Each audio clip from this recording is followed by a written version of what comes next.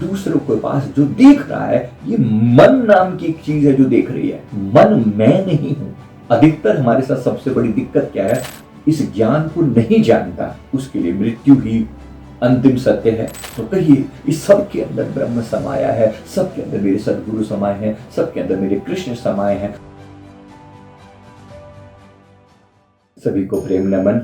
ओम श्री परमहंसाय नमः। दोस्तों, यहाँ से मैं वेदांत की एक सीरीज शुरू करने जा रहा हूँ। सेल्फ अवेकनिंग मिशन से संजीव मलिक, आप सभी जानते हैं, मिले हुए हैं। हम में से अधिकतर लोग आप वीडियो के थ्रू मुझसे परिचित हैं। मैं यहाँ से अपने गुरुदेव की आज्ञा से आप सबके साथ वेदांत के गूढ़ रहस्यों को सामान्य भाषा में, इंसानी भाषा में आपके साथ शेयर करने के लिए प्रयास कर रहा हूँ। तो सबसे पहले इसका जो प्रयास में क्या होगा कि मैं वेदांत के जो गूढ़ रहस्य हैं, जिसमें अद्वैत की व्याख्या है, जिसमें आत्मा की व्याख्या है, उसको मैं सामान्य शब्दों में लाने का प्रयास करूंगा। आप लोग भी इसे अप्रिशिएट कर पाएंगे। मैं पूरी उम्मीद करता हूं कि आप इस प्रकार से मैं आपके सामने रख पाऊं इन शब्दों को। तो यहाँ से हम शुरुआत करते हैं। इसका जो पहला चैप्टर है, जहाँ से मैं इसकी शुरुआत कर रहा हूँ, मैं अपने गुरुदेव के पावन वचनों से कर रहा हूँ। तो मेरे श्री परमहंस सदगुरु जी का जो संदेश है हम सबके नाम पर, वो ये है, वेदांत का जो संदेश है, तुम देह नहीं हो। ये बात तुमने किताबों में पढ़ी है, पर जब तुम खुद को किसी भावना, पीड़ा या घटना से जोड़ते हो, तब तुम देह के स्तर पर ही गिर जाते हो। आत्मा बनो, देह को देखो, पर देह मत मान लो, अपने आप को देह मत मान लो। अधिकतर हमारी सबसे बड़ी समस्या का जो बेस है, वो फाउंडेशन है, वो है कि हम अपने आप को शरीर समझते हैं। शरीर के साथ इतनी अटैचमेंट हो चुकी है कि अपने आप को आत्मा समझना हमारे लिए बहुत मुश्किल लगता है। तत्व ज्ञान, आत्मज्ञान की सबसे बड़ी नॉलेज जो है, उसका जो फाउंडेशन है, वो इसी आत्मा को पहचानना है। क्योंकि मृत्यु के बाद यही आत्मा ही शेष बचती है, बाकी देह तो यही नष्ट हो जाती है। और जो इस ज्ञान को नहीं जानता, उसके लिए मृत्यु ही अंतिम सत्य है। उसको लगता है कि उसे मर गई, बात खत्म हो गई, पर बात खत्म नहीं होती। हम अपने वेदांत में, हम अपने सदग्रंथों में जो पढ़ते हैं, बार बार ये जानते हैं, समझते हैं कि ये शरीर बार बार मरता है, लेकिन हम नहीं मरते, हमारी आत्मा नहीं मरती। तो इस बात के लिए हम इस बात को समझते हुए अब इसको और आगे डिटेल में एक्सप्लेनेशन लेते हैं। तो सबसे पहले इस बात को समझते हैं, हमारे वेदांतों के जो सार हैं, किस प्रकार से हमें एक्सप्लेनेशन दी गई है, मैं वो सब आपके सामने रखने का प्रयास करूंगा। उम्मीद करता हूँ कि आप इसी प्रकार से इसे एंजॉय करेंगे। और इसका टॉपिक है खेल खेल में वेदांत, मतलब हंसते गाते नाचते हुए वेदांत की व्याख्या को कैसे समझेंगे, ये हम इस पर लेकर आएंगे। तो सबसे पहले मैं यहाँ पर जो इस ज्ञान को आपकी नॉलेज के साथ जोड़ रहा हूँ अष्टावक्र गीता से। तो अष्टावक्र गीता के चैप्टर 1 के 2 श्लोक में, यदि देहम पृथकृत्य चित्य निरीक्षसे त्वात्म दृक् भवेत तृष्णा क्षयो मोक्षो मोक्षस्य च खलु स्थिति। अर्थात यदि तुम देह से अलग होकर अपने चित्त और मन को देख सको, तो तुम्हारी तृष्णा समाप्त हो जाएगी और यही मोक्ष की स्थिति होगी। यदि देह पृथकृत्य चित्तम निरीक्षसे आत्म दृक्, सिंपल सी बात को समझो, यदि देह से खुद को अलग करके चित्त का निरीक्षण करो, जो क्योंकि जितने भी हमारे मन में विचार भी उठते हैं, वो देह की अटैचमेंट के कारण ही उठते हैं। इतना हम इससे बंध गए हैं कि सोचेंगे तो भी शरीर के बारे में सोचेंगे, विचार करेंगे तो भी इसके बारे में करेंगे, भाव उठेंगे तब भी शरीर के बारे में उठेंगे। तो हमने कब अपने आप को आत्मा जाना, हमने कब समझा उस ज्ञान को जो भगवान श्री कृष्ण गीता में फरमा रहे हैं। और यहाँ पर अष्टावक्र गीता में महर्षि अष्टावक्र जी जो है, वो जनक जी को समझा रहे हैं। तो सामान्य व्याख्या मैं आपके साथ कर रहा हूँ। अब इसकी अप्लाइड नॉलेज क्या है। यदि किसी चीज की बहुत इच्छा हो, जैसे नया फोन, तृष्णा मन की है, आत्मा की नहीं। याद रखना, मन मांग रहा है, आप नहीं मांग रहे। मन जब किसी चीज की बहुत मांग करे ना, चुपचाप बैठ जाओ और अपने मन के अंदर चलने वाले विचारों को थोड़ी देर के लिए देखो और मुस्कुरा दो। बड़ी डिमांड उठ रही है, जैसे एक बच्चा, छोटा बच्चा जिद करता है, पापा आइसक्रीम चाहिए, पापा ये वाली साइकिल दिला दो, ये वाला टॉय दिला दो। आप कुछ मत करो, उसकी इच्छा टेम्परेरी है। जैसे खारिश होती है ना, बस ये थोड़ी सी करी और हट।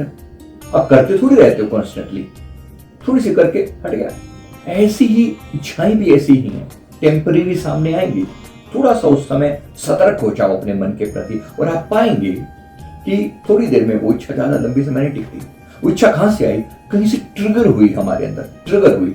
उस ट्रिगर को थोड़ी देर के लिए दूर कर दें, आप पाएंगे कि आपके लिए बहुत अच्छा, बहुत आसान होगा अपनी आत्मा से खुद को अपने आत्म रूप में स्थित हो पाना। तो जब मन कंपैरिजन करे दूसरे के पास क्या है, मेरे पास तो नहीं है, क्योंकि भक्तों का मन भी बड़ा डावाडोल रहता है, साधकों का मन भी डावाडोल रहता है। वो आधे साधक हैं और आधे संसारी हैं, ज्यादा संसारी हैं, थोड़े साधक हैं। इसको सही ढंग से अगर सामने रखूं मैं आपके, तो इसको जानने वाला, अगर मुझे अपने अंदर आत्म ज्ञान को बढ़ाना है, इस ज्ञान को अपने अंदर लेकर आना है, तो ये जानना है कि मैं आत्मा हूं। दूसरों के पास जो देख रहा है, ये मन नाम की एक चीज है जो देख रही है, मन मैं नहीं हूं। अधिकतर हमारे साथ सबसे बड़ी दिक्कत क्या है? बेशक मैं ये कह सकता हूं कि शरीर मैं नहीं हूं, ये कुर्ता मैंने पहना, ये कुर्ता मैं नहीं हूं।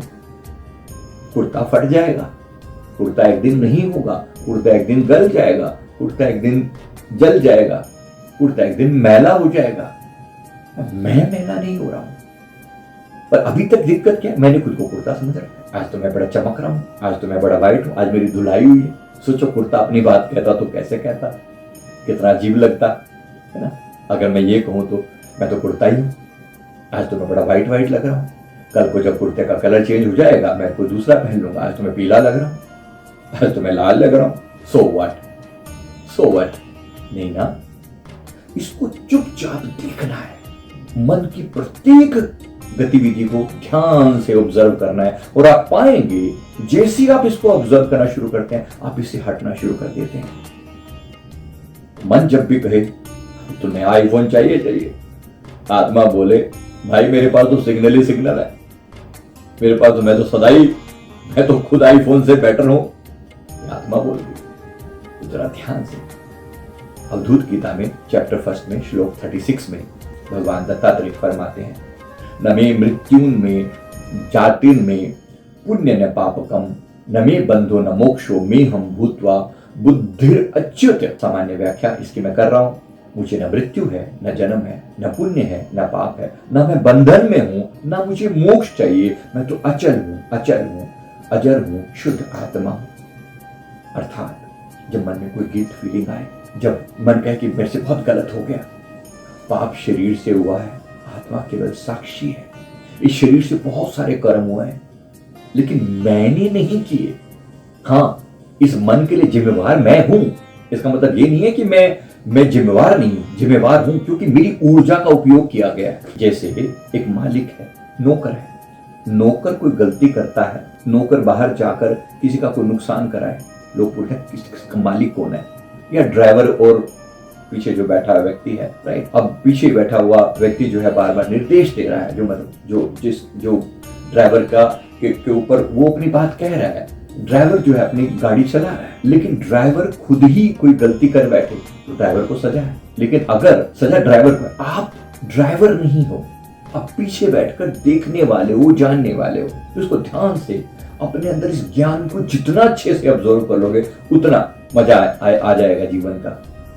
इस प्रकार जो भगवान अवधूत दत्तात्रेय जी फरमा रहे हैं, अवधूत फरमाते हैं कि मोक्ष भी नहीं चाहिए। अब मैं इसकी मजेदार व्याख्या करता हूँ। भीड़ में एक भक्त चौंक गया, बोले गुरुजी फिर हम क्यों आए? गुरुजी फरमा रहे हैं, तू अभी तक आया कहाँ है? तू तो मन बना बैठा है, तू तो संसार में लिप्त हुआ बैठा है, तू वो नहीं है जो तू बोल रहा है। भीतर देख। ये बात भगवान शंकराचार्य जी विवेक चूड़ामणि में फरमा रहे हैं।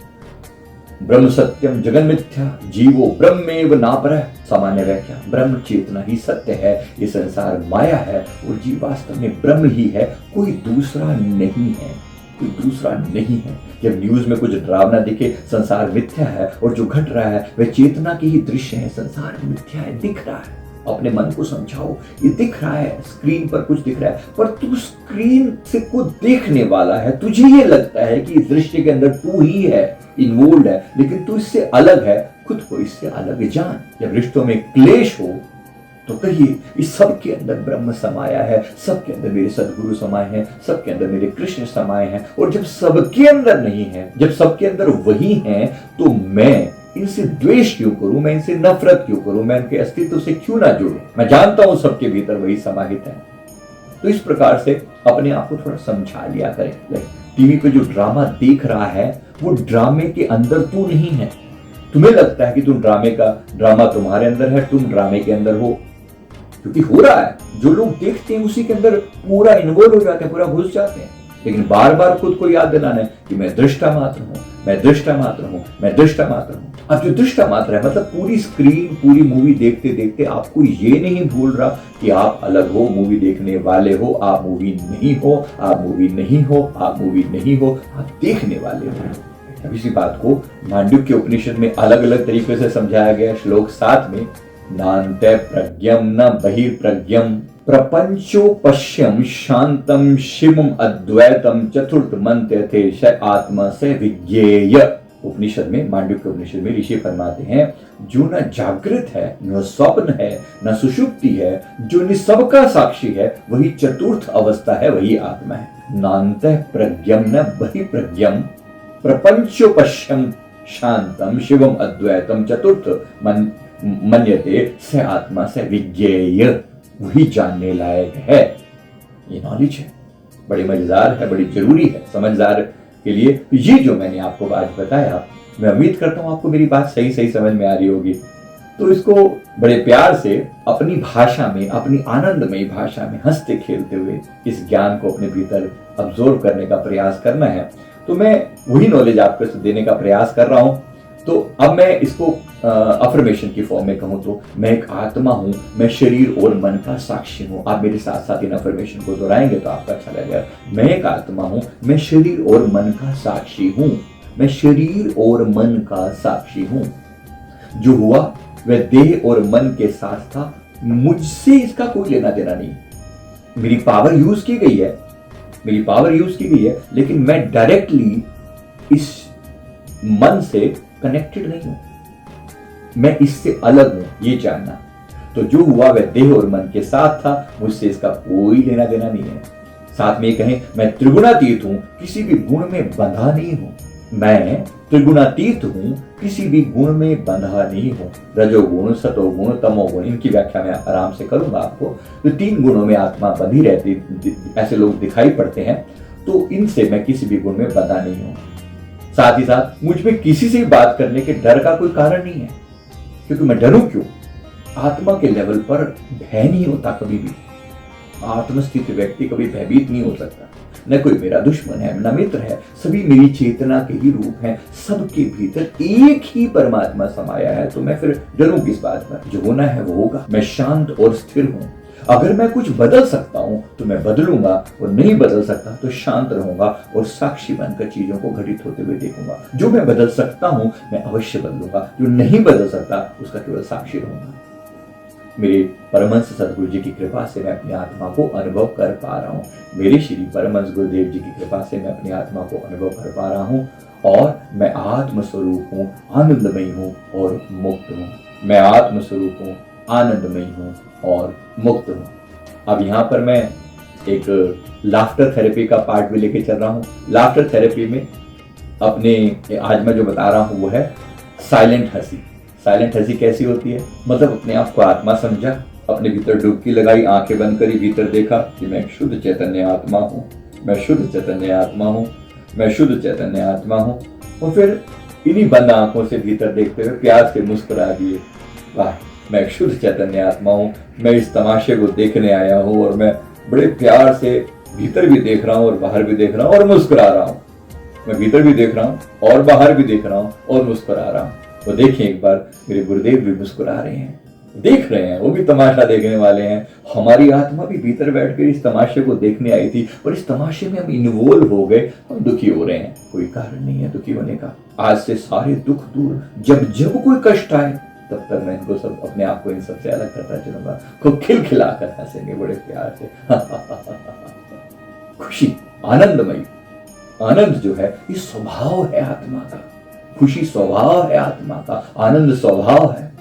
तो बड़े प्यार से मुस्कुराएं, हंसे जोर से, हो सके इसी प्रकार साइलेंट हंसी भी, और अपने प्रति भी और दूसरों के प्रति मुस्कुराहट, चेहरे पर प्यारी सी मुस्कुराहट, और एक सेवा कार्य जरूर करें। कोई एक सेवा कार्य अवश्य करें, हो सके तो किसी न किसी बुजुर्ग व्यक्ति की, बड़े व्यक्ति की सेवा करें, भावपूर्वक सेवा करें, और ये जानते हुए सभी में परमात्मा समाया है तो इनमें भी है। जो मेरे भीतर है वो भी, जो इनके भीतर है वो भी, परमात्मा ही परमात्मा की सेवा कर रहा है। मैं बस एंजॉय कर रहा हूँ। खाना खाना, बड़े प्यार से खाने को ऑब्जर्व करते हुए खाना, भीतर एक ऑब्जर्वर की तरह बैठकर देखना। मैं उम्मीद करता हूँ आपको बात समझ में आ गई होगी। थैंक यू वेरी मच, बहुत बहुत शुक्रिया। ये सीरीज आपको कैसी लग रही है ये कमेंट करके अवश्य बताएंगे। थैंक यू, साथ बने रहिए और इसी प्रकार अपने जीवन को हंसते खेलते वेदांत की ओर ले चलते हैं, अपनी आत्मा के ज्ञान की ओर ले चलते हैं, ताकि ये जीवन का, धरती पर आने का हमारा लक्ष्य भी पूरा हो, और इस आत्मा का ज्ञान से हम खुद को जान सकें और दूसरों को भी, के जीवन को भी प्रकाशित कर सकें। थैंक यू वेरी मच, बहुत बहुत शुक्रिया, आनंदमय शुक्रिया। सभी साधकों के लिए शुभ समाचार, अब अमृत वेला मेडिटेशन क्लास होगी गूगल मीट पर। अमृत वेला मेडिटेशन ज्वाइन करें। पहला सत्र सुबह 3:30 से 4:30 बजे तक, दूसरा सत्र सुबह 4:30 से 5:30 बजे तक। सत्संग और साधना ज्वाइन करें। सत्संग रात 9:15 से 9:30 बजे तक, साधना और जाप रात 9:30 से 10:30 बजे तक। ये क्लास बिल्कुल फ्री है, इसका हिस्सा बने और अपने जीवन में आध्यात्मिक ऊर्जा का संचार करें। सभी साधकों से निवेदन है, यदि आपने अभी तक हमारा साधना व्हाट्सएप ग्रुप ज्वाइन नहीं किया है तो तुरंत करें। यहाँ आपको सभी आवश्यक दिशा निर्देश मिलेंगे। मेडिटेशन क्लास और व्हाट्सएप ग्रुप के लिंक आपको इस वीडियो के डिस्क्रिप्शन बॉक्स में मिल जाएंगे। आइए साथ मिलकर आध्यात्मिक यात्रा पर चलें।